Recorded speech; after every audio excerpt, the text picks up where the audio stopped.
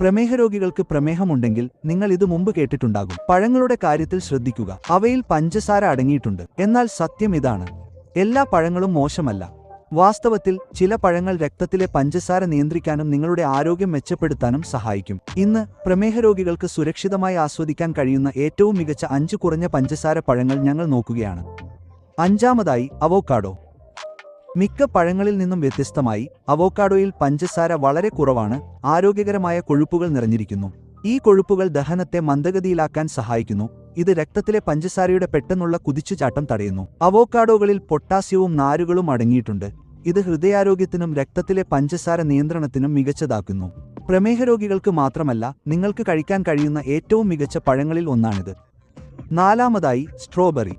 സ്ട്രോബെറിക്ക് മധുരമുള്ള രുചിയുണ്ടാകാം, പക്ഷേ അവയിൽ പഞ്ചസാര കുറവായിരിക്കും.